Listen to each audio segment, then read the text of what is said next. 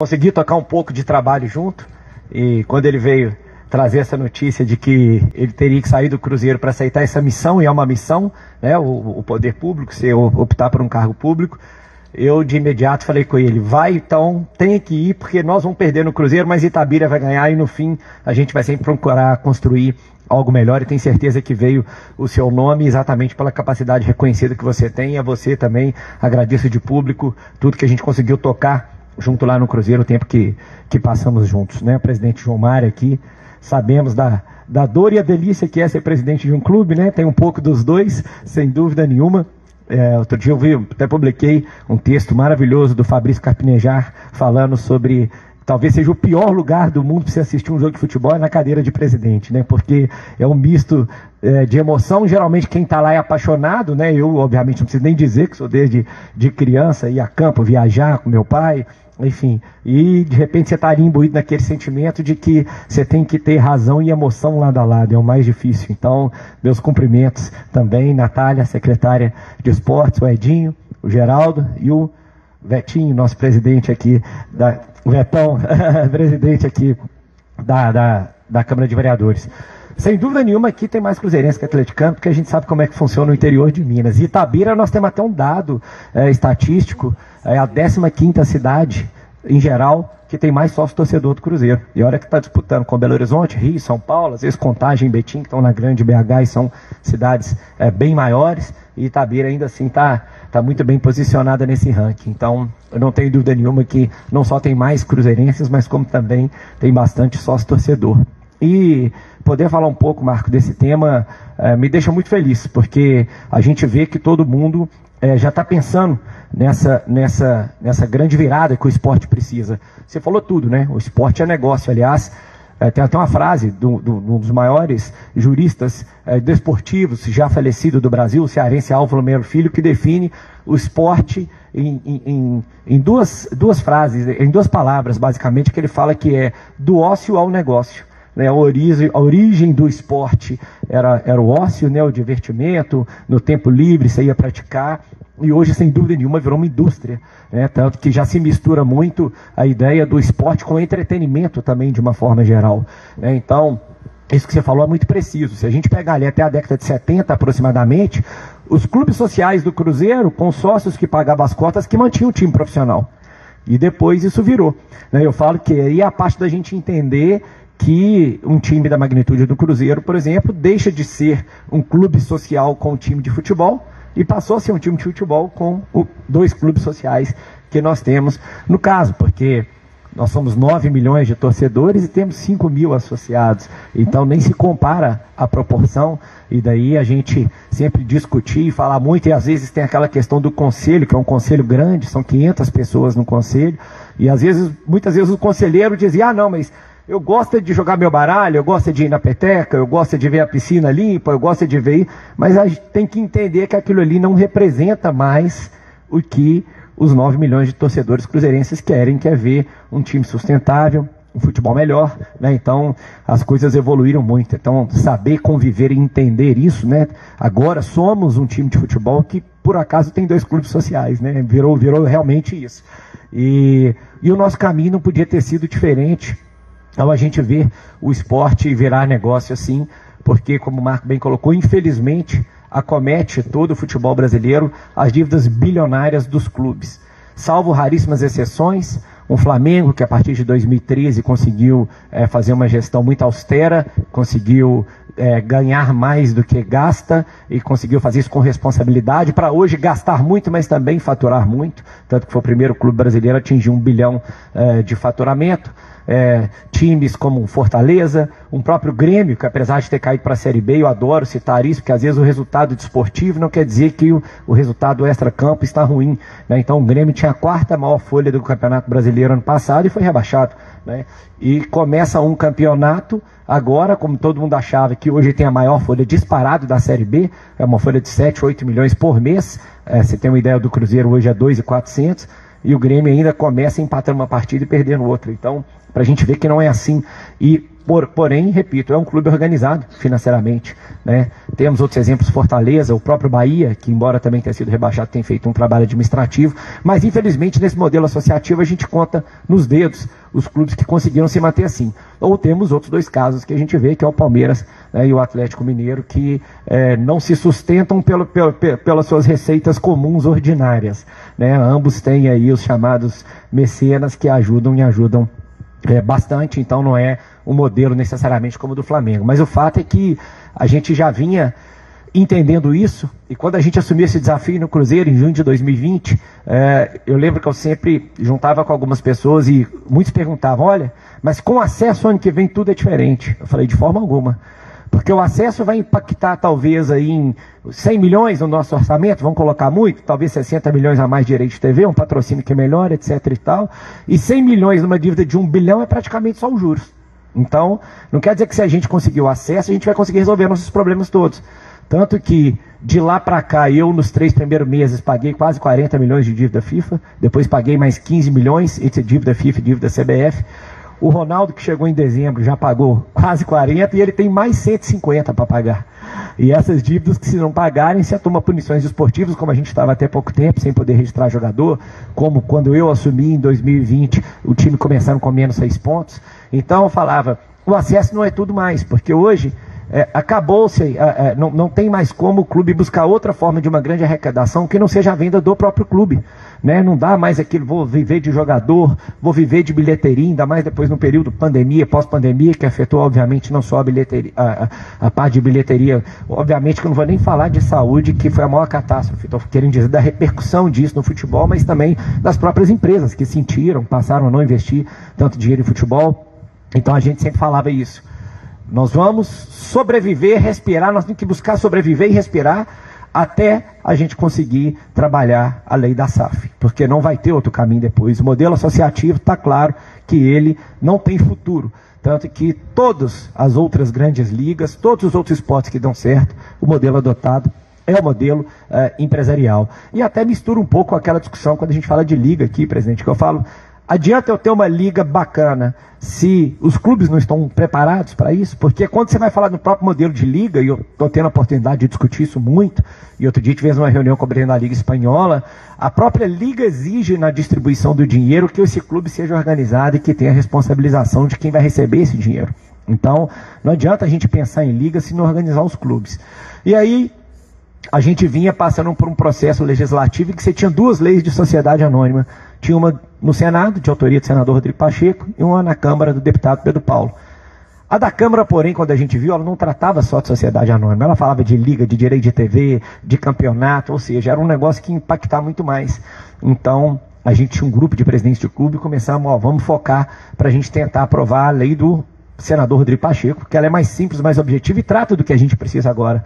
Sociedade Anônima de Futebol, que é bem diferente também dos modelos estrangeiros. Você vai em Portugal, por exemplo, a Sociedade Anônima Desportiva, ela é chamada de SAD, porque ela envolve todos os outros esportes. Aqui não, aqui é só futebol, porque a gente entendia que esse era o primeiro caminho necessário para que isso acontecesse, para não misturar demais.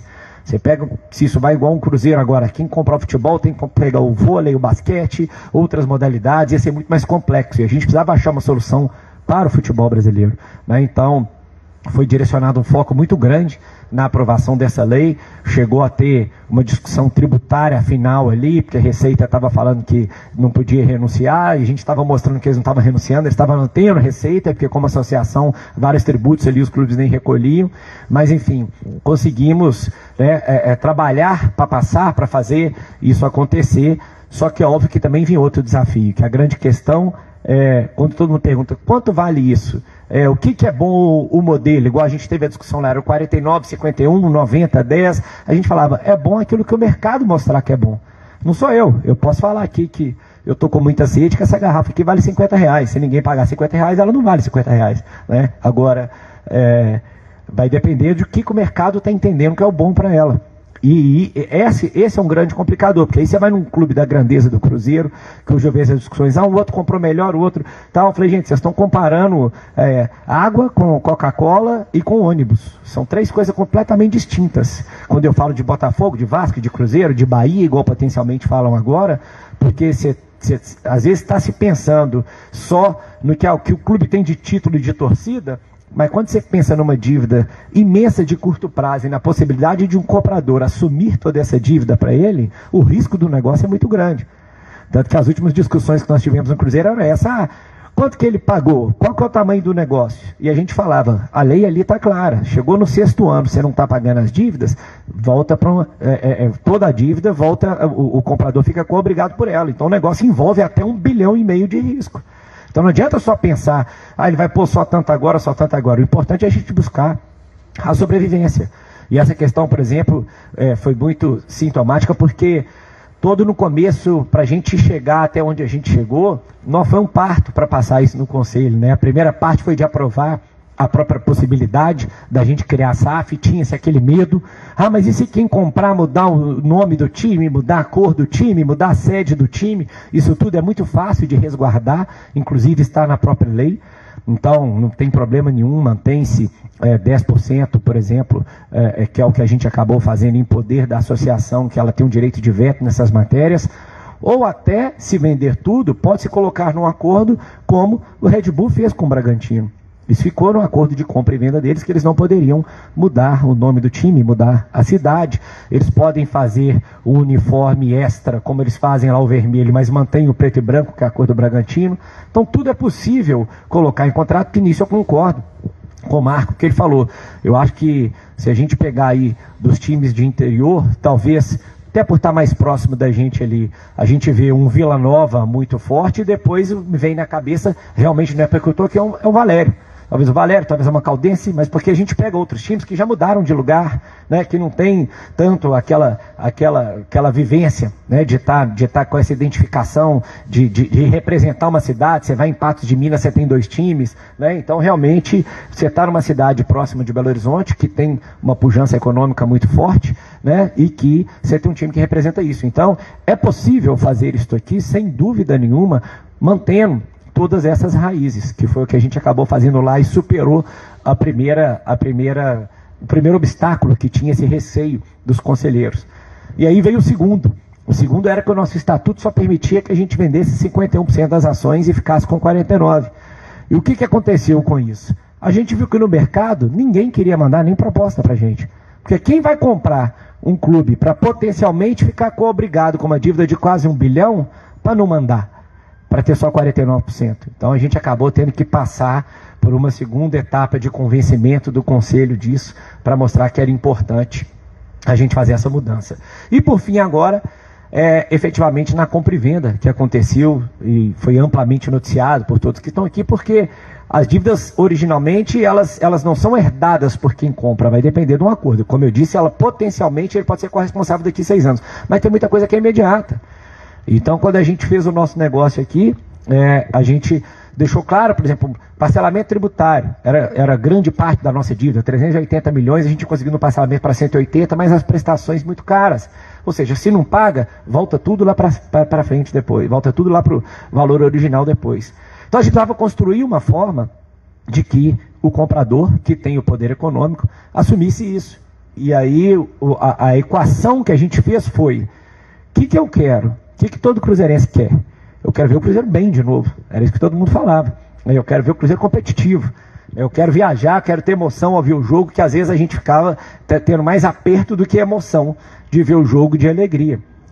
Para que serve centro de treinamento? Para desenvolver o futebol. Qual que é o objetivo? Futebol.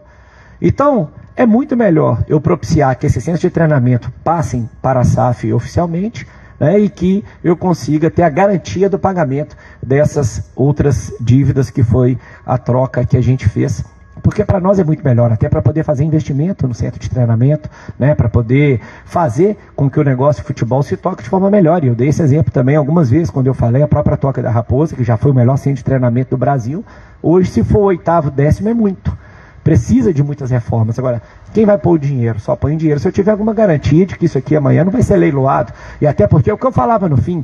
Então beleza, eu não passo isso para a SAF agora, deixo minha dívida tributária aumentar, o que a Fazenda vai lá e faz? Arresta e bota para vender, e pode, aí sim, qualquer um comprar. Então é muito melhor eu manter ela com o meu comprador que quer desenvolver, né, o projeto do clube.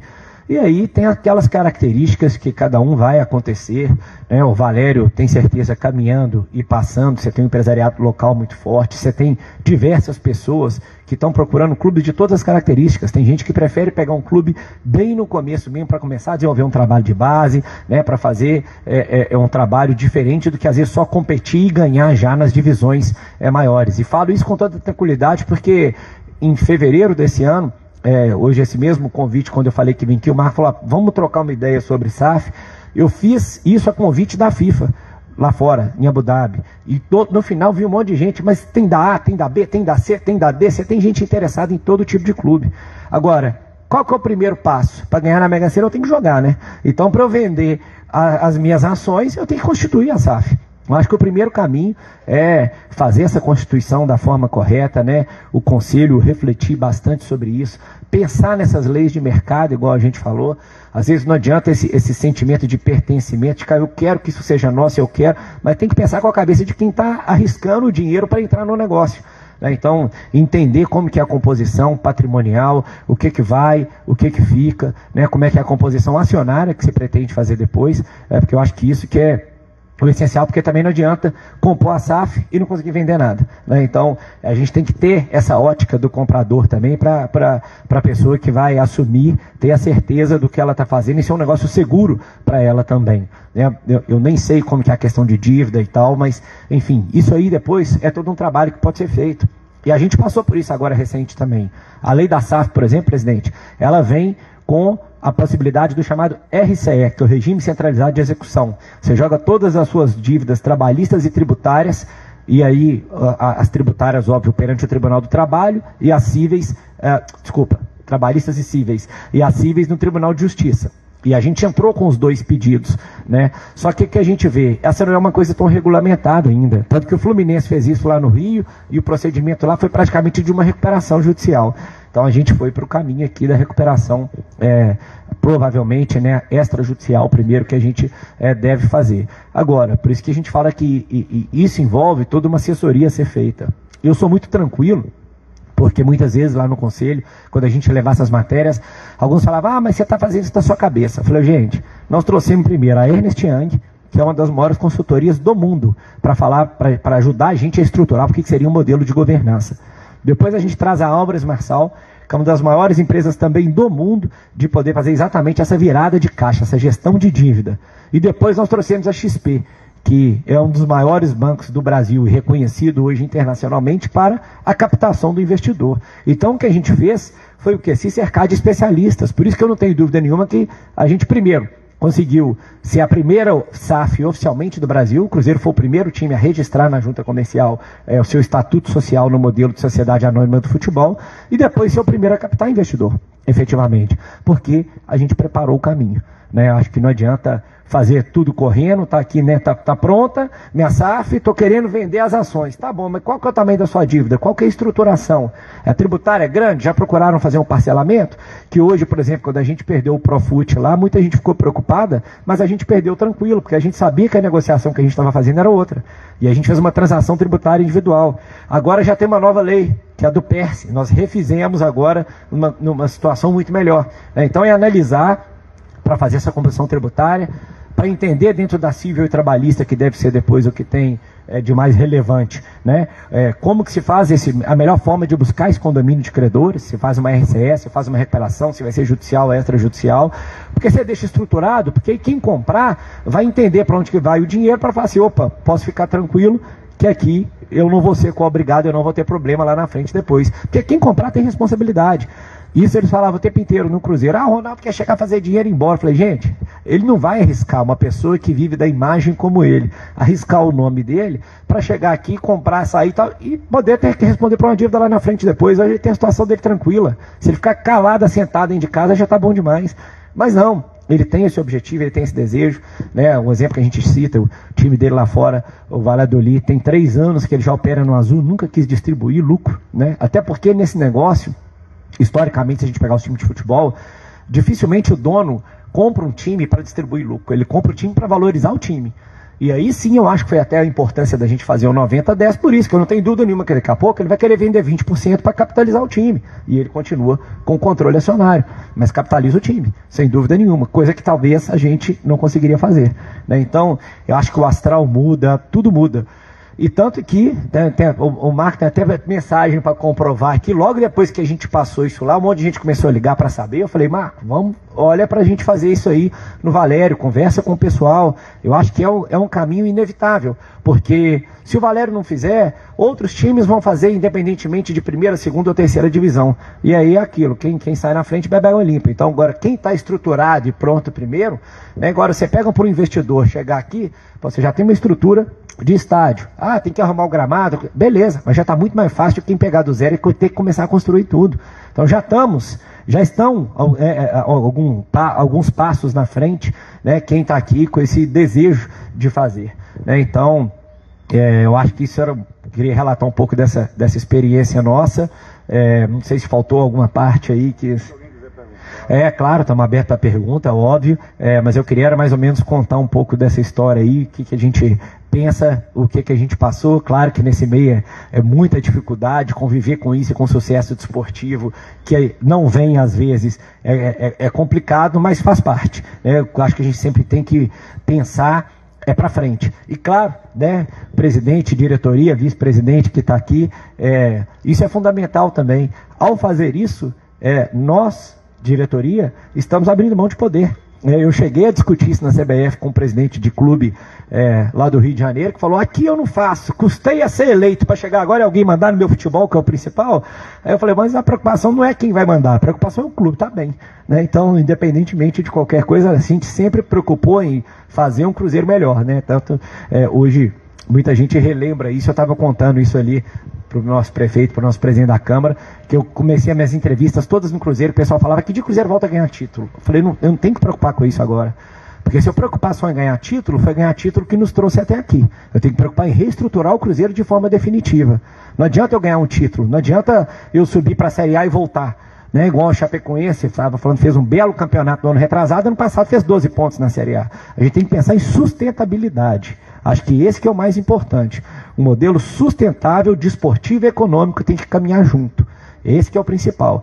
Então isso serve para qualquer clube. Serviu para o Cruzeiro, vai servir para o Valério, né? A gente pensar qual o legado que a gente quer deixar, o que a gente quer fazer de melhor, né? Então vai renunciar ao poder sem dúvida nenhuma, mas com certeza eu acho que depois tem tudo para poder, né, ser reconhecido, né, como o presidente que conseguiu realmente fazer isso aí acontecer e pensando sempre para frente. Esse que é o mais difícil, ainda mais dentro do futebol, onde muitas vezes o errado dá certo. E por que eu falo que o errado dá certo? Se tiver tudo ruim fora de campo, mas estiver ganhando, tá todo mundo feliz. E isso às vezes está errado. E o maior exemplo que existe, infelizmente, é o Cruzeiro, né, que passou ganhando diversos títulos, aí, 13, 14, 17, 18, só que se a gente olhar essas dívidas todas, esses 150 milhões principalmente que o Ronaldo vai ter que pagar até o próximo ano, todas as dívidas foram contraídas nesse período. Mas ganhou, todo mundo estava achando que estava certo. Infelizmente, nós tivemos que sentir na pele isso para poder mudar, né? E acho que vocês e nenhum dos outros precisa fazer isso, né? Isso é engraçado, Marco, porque quando a gente fala da situação geral, a Álvares Marçal, que é essa empresa que a gente falou que é internacional e hoje está em mais de 10 times, já fechou com São Paulo, está fazendo a recuperação do Curitiba, está fazendo um auxílio lá no Botafogo. Eles falaram com a gente, falaram, presidente, nós nunca vimos um clube de futebol chegar numa situação igual o Cruzeiro chegou, com uma incapacidade de gerar receita e com imensas dívidas de curto prazo. Empresa eu não preciso nem dizer, que se não fosse a paixão do futebol, já era para estar todo mundo falido efetivamente, mas a paixão consegue manter, né? A gente vai empurrando, vai fazendo essas coisas, mas time de futebol, nenhum. Quando fala, fulano tem dívida, o ciclano tem dívida, o outro chegou aí para a Série C, que era Fluminense, nenhum time de futebol estava na situação que o Cruzeiro estava, ainda mais com essa situação econômica que a gente colocou ali a partir de 2020. Então isso aí sempre impressionou eles muito, falar como é que vocês conseguiram sobreviver esse 1 ano e meio, 2 anos aí, e ainda conseguir estruturar para vender, porque muito comprador em situação normal ficaria assim, assustado, né? Tanto que um número que a gente deu lá, presidente, quando a gente acha que assim, não, é o Cruzeiro, vai chover proposta, é o que eu falava com os conselheiros, foram feitas mais de 100 prospecções. Das 100, tivemos 27 NDAs, que é o Acordo de Confidencialidade, assinados, e 2 propostas. Então, às vezes, quando as pessoas pensam, não, mas teve 27 assinados, mas você já parou para pensar que dos 27 assinados, nós tivemos 73 que nem assinaram, nem quiseram ver o negócio. Você vê o tamanho da dificuldade, embora nós, apaixonados, que às vezes alguns conselheiros falavam, mas o Cruzeiro é gigante, vai ter que ter muito comprador. Mas qualquer um que for pensar na coisa como negócio, para pensar 2 vezes antes de fazer uma proposta, né? Então, não é tão fácil. Essa que é a grande questão. Então, tem que fazer um trabalho todo bacana para estruturar, acho que é principal esclarecer tudo, né? E tá aí, conselho, presidência, prefeitura, câmara, todo mundo, todos os habitantes da cidade que tem paixão por esse time, né? Envolvidos, imbuídos nesse projeto de dar a mão para poder fazer isso acontecer, fazer isso passar, né? E trazer gente boa para poder tocar o clube. E talvez vocês não tivessem outra oportunidade melhor do que essa, por isso. Quando a gente vê o poder público, tanto legislativo quanto executivo, e o clube, né? Todos de mãos dadas para seguir o mesmo objetivo, e ao que eu vejo a torcida, um desejo da torcida, do conselho também, vocês têm tudo para fazer um baita projeto aqui, e eu torço para que faça, né, não tem dúvida nenhuma, Itabira merece, o Valério merece pela história que tem, né, e esperamos que isso aconteça, e vamos estar sempre à disposição aí, se tiver alguma dúvida, precisar de algum auxílio, porque eu não tenho dúvida nenhuma que isso faz parte do futuro do futebol. Então, estou à disposição de vocês, obrigado aí, viu, Marco, pelo convite, obrigado, presidente, pelo convite, estou à disposição se tiver alguma pergunta para a gente bater um papo aí para falar sobre isso mais. Obrigado.